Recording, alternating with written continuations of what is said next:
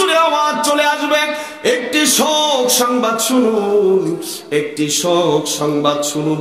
আব্দুল মমিন সিরাজি দুনিয়াতে আর বেঁচে নাই। আব্দুল মমিন সিরাজি আর দুনিয়াতে বেঁচে নাই। আমার নাম মসজিদের মিনার জুড়ে আওয়াজ হবে।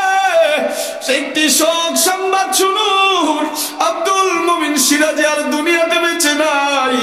দলে দলে মানুষগুলি দেখার জন্য আসবে, আফসোস করতে থাকবে লোকটা ভালো ছিল অথবা লোকটা খারাপ ছিল। সবাই আফসোস করতে থাকবে, ঘর থেকে বের করে দিবে। যাদের জন্য রাত নাই দিন নাই পরিশ্রম করিয়া হালাল নাই হারাম নাই অর্থ উপার্জন করলাম, ওই পরিবারের সদস্যরা বলবে সিরাজি হুজুরকে ওই ঘরের ভেতর থেকে বের করো, মসজিদের ভিতর থেকে খাটিনাটা নিয়ে আসো, তারে গোসল করাইয়া ওই খাটের উপরে রেখে দাও। ঘর থাকবে আমার উপার্জিত টাকায়, আমার উপার্জিত টাকায় ওই ঘরের ভিতরে সব কিছু থাকবে, কিন্তু কোনো কিছু আমার সঙ্গে যাবে না, শুধু 3 টুকরা সাদা কাপড়। এ মুসলমান, কবরে শুধুমাত্র আপনার আমার সঙ্গে যাবে 3 টুকরা কাপড়। এই কাপড় ছাড়া আর কোনো সঙ্গী আপনার আমার হবে না। এই 3টা সাদা কাপড় পাবো দুনিয়ার সম্পদের ভেতর থেকে। এই জন্য আখিরাতের পুঁজি আমাদেরকে রেডি করতে হবে মুসলমান। পাক ওয়া তাআলা বলেন, বান্দা আমি রব সব কিছু দেখি, আমি রবের কুদরতের চোখে কোনো কিছু ছাড় পাবে না। আমি আল্লাহ তাবারাকা ওয়া তাআলা এমন নজর দিয়ে তোদের দিকে তাকাই, ইন্না রাব্বাকা লাবিল মিরসাদ, যেমন শিকারী নাকি শিকারীর দিকে তাকায় থাকে। আল্লাহ বলেন, বান্দা আমি আল্লাহ তোদের দিকে তেমন ভাবে তাকায় থাকি। বান্দা রাতের অন্ধকারে ঘরের ভিতরে দরজাটা লাগা দিয়া কত প্রকার অশ্লীল মুভি পর্নোগ্রাফি দেখো, দুনিয়ার কেউ দেখতে পায় না, দুনিয়ার সমস্ত মানুষগুলি তোমাকে ভদ্র মনে করে, কিন্তু আমি রব আমি আল্লাহ তাআলা তোদের দিকে দেখি।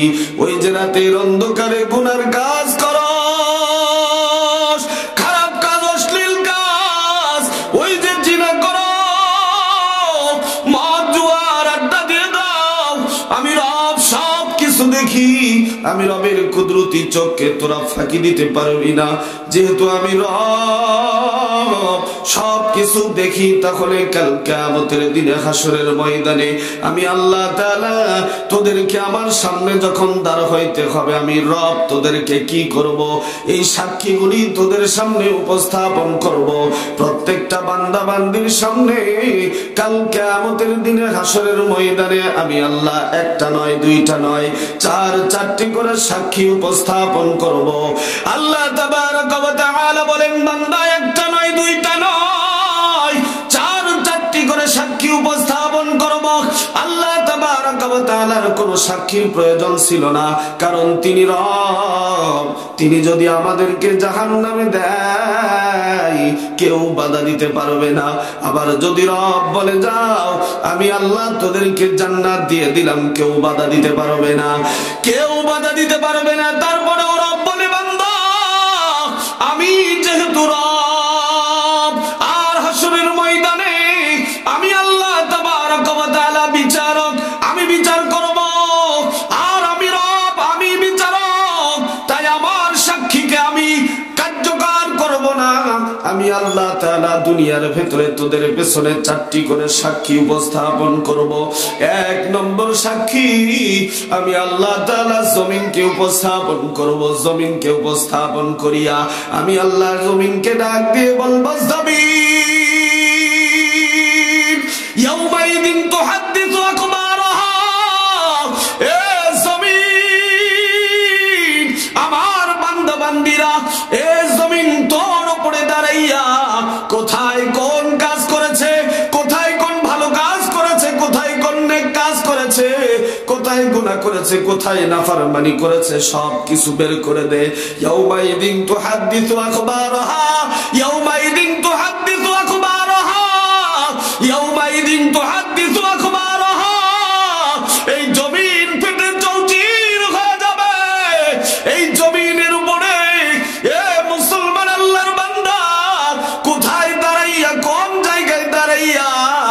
ভুল অপরাধ করেছি, সুদের টাকা নিয়েছি, ঘুষের টাকা নিয়েছি, জিনা করেছি, ব্যভিচার করেছি, মদের আড্ডা দিয়ে দিয়েছি।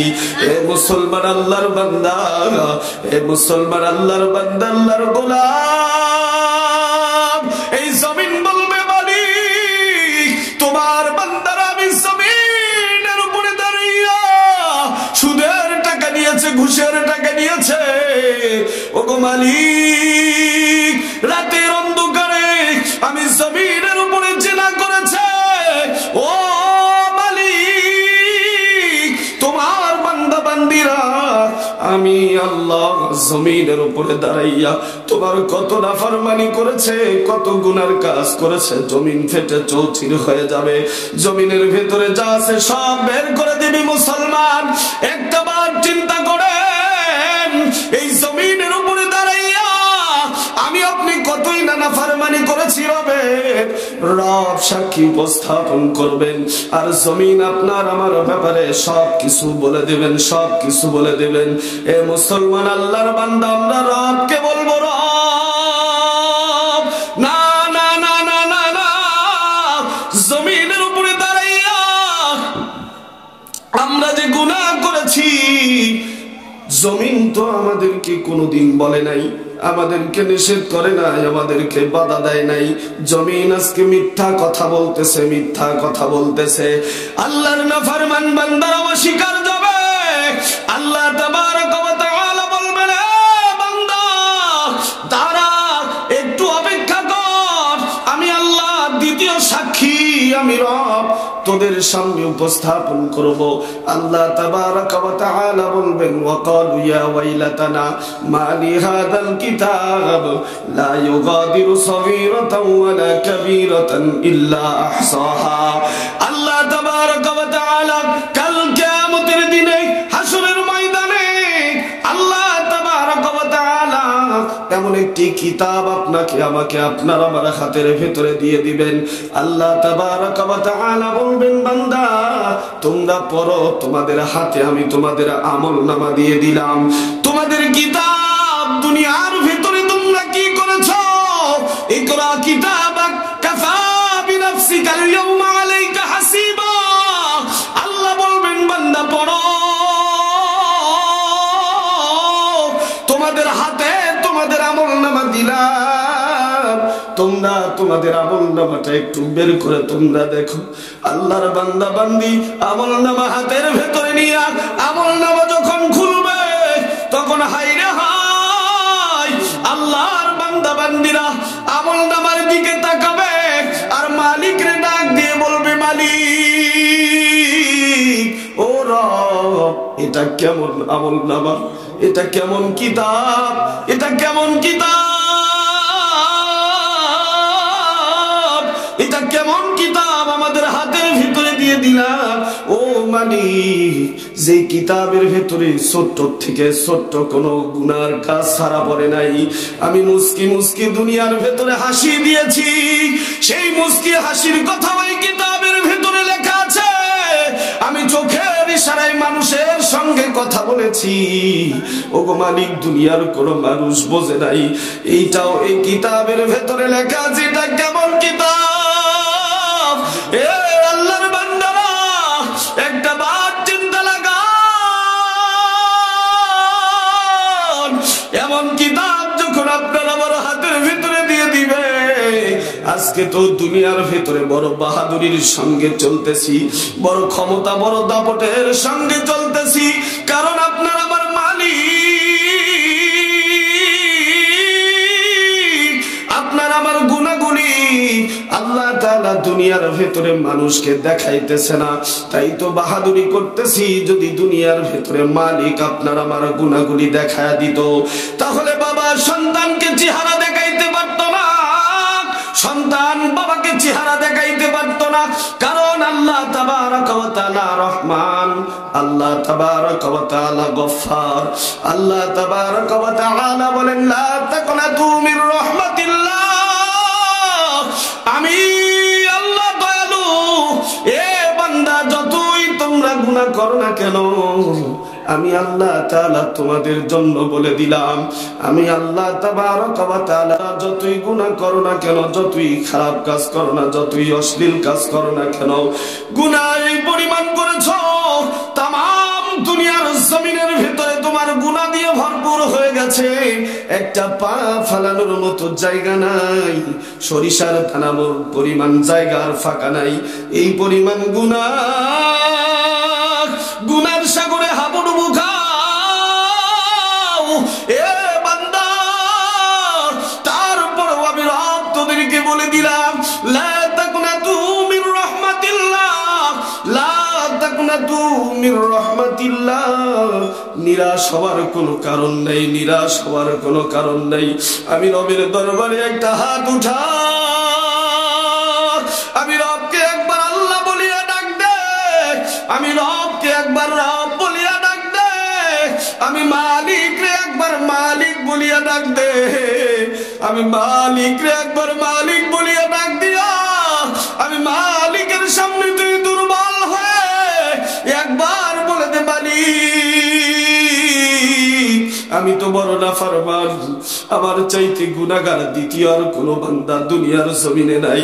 ওগো মালিক, তুমি যেহেতু বলেছো লা তাকনাতু মির রাহমাতিল্লাহ, তোমার রহমত থেকে নিরাশ হওয়া থেকে নিষেধ করে দিয়েছো।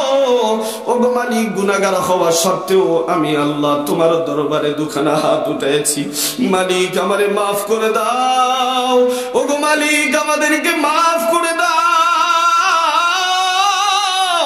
ও মালিক, কোন নাফরমান আল্লাহর বান্দা যখন মালিক রে ডাক দিয়ে বলে মালিক আমারে মাফ করে দাও, ওগো রব আমাদেরকে মাফ করে দাও, আসমানের দুনিয়ার ভিতরে দোষ লেগে যায়, উতাল পাতাল সৃষ্টি হয়ে যায়, আল্লাহ তাবারক ওয়া তাআলার রহমত নাজিল হইতে থাকে, ফেরেশতারা ডাক দিয়ে বলে আল্লাহ তোমার এই বান্দা নাফরমান, সারাটি জীবন কাটা দিয়েছে নাফরমানি করতে করতে, আজকে হয়তো তোমাকে ডেকেছে আল্লাহ, তাই তো দেখি তোমার রহমত তোমার বান্দাদের উপরে নাজিল হইতেছে আল্লাহ। ওগো মালিক, সারাটি জীবন কাটা দিল নাফরমানির ভেতরে, হঠাৎ করে একদিন তোমারে ডেকেছে, তোমার রহমত তার উপরে নাজিল হইতেছে। আল্লাহ তাবারক ওয়া তাআলা ডাক দিয়ে বলে ফেরেশতারা শোনো, আমার বান্দা বান্দি আমারে ভুলেছিল, আমার বান্দা বান্দি আমারে ভুলেছিল, আজকে তার ভুলটা বুঝিয়া আমি রবকে ডাক দিয়েছি, আল্লাহ তোমরা বলো আমার বান্দা যেহেতু আমি রবকে ডেকেছি আল্লাহ বলিয়া, আমার বান্দা আমি রবকে আল্লাহ বলে ডাক দিয়েছে, আমি রব আর থাকতে পারবো না, থাকতে পারবো না, কারণ বড় ভালোবেসে বড় মোহাব্বত করিয়া আমি মানুষের দুনিয়ার ভেতরে পাঠা দিয়েছি, এত মোহাব্বত করিয়া এ পলাশবাড়ির আল্লাহর বান্দারা এত ভালোবাসিয়া আল্লাহ তাবারক ওয়া তাআলা বান্দাকে দুনিয়ার ভেতরে পাঠা দিয়েছে। আল্লাহ বলেন আমার বান্দারে আমি যেহেতু মোহাব্বত করি, আমার বান্দা বান্দিরে যত যেহেতু আমি ভালোবাসি, আমার বান্দা বান্দি আমারে ভুলেছিল, আজকে ভুল থেকে ফিরে আসার জন্য আমি রবকে রব বলে ডাক দিয়েছে, আমি রব আর আমার বান্দার ডাকে সাড়া না দিয়ে থাকতে পারতেছি না, থাকতে পারতেছি না। আল্লাহকে আল্লাহ বলে বান্দা একবার ডাক দেয়, আল্লাহ বলেন এ বান্দা লাব্বাইক ইয়া আব্দি, বান্দা বল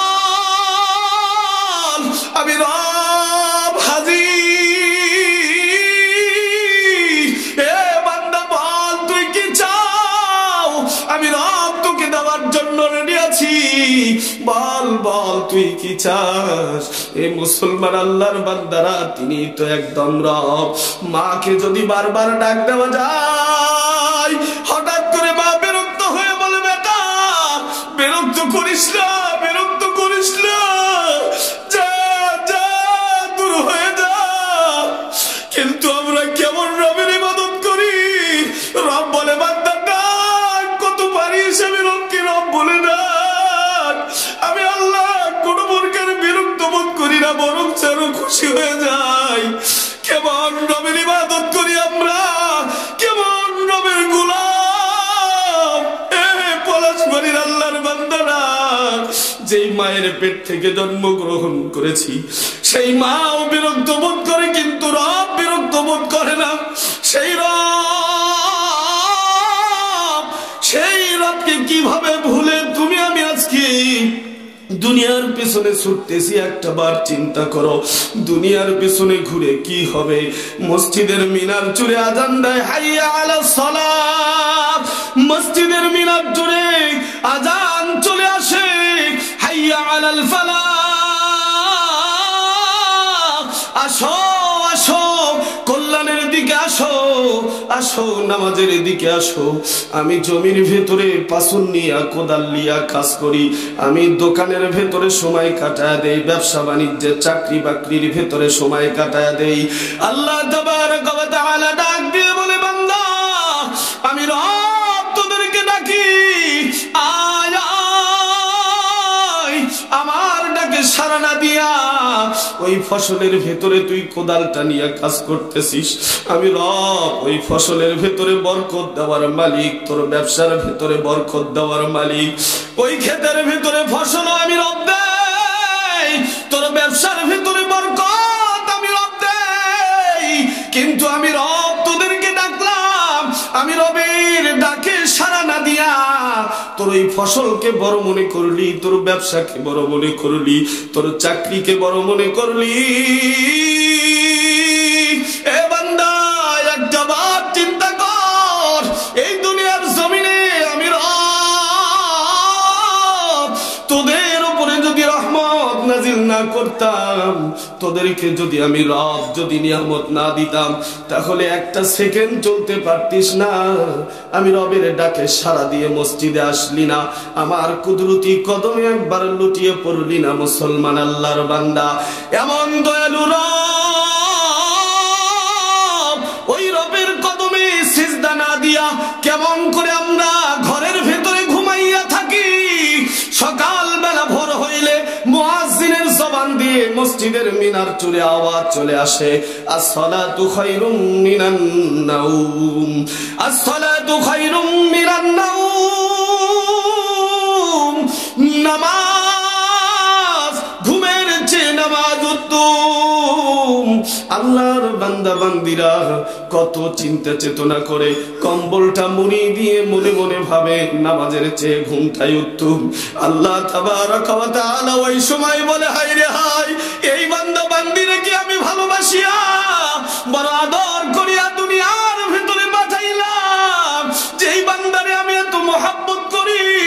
এ বান্দা,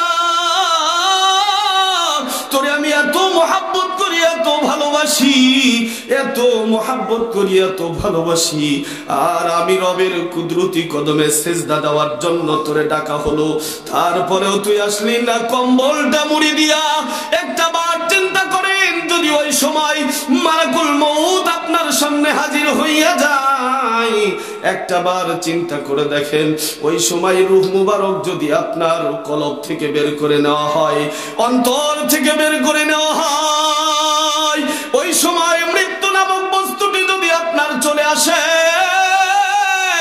কেমন হবে? কোন অবস্থার মধ্যে আপনি পড়ে যাবেন? একটা বার চিন্তা করেন। এ মুসলমান, এই জন্য একবার ফিরে আসি আল্লাহ তাবারক ওয়া তাআলার দিকে। দেখেন আল্লাহর কুদরতি কদমে আমরা একটু আল্লাহ কপালটা ঠেকায় দেই। এ মুসলমান।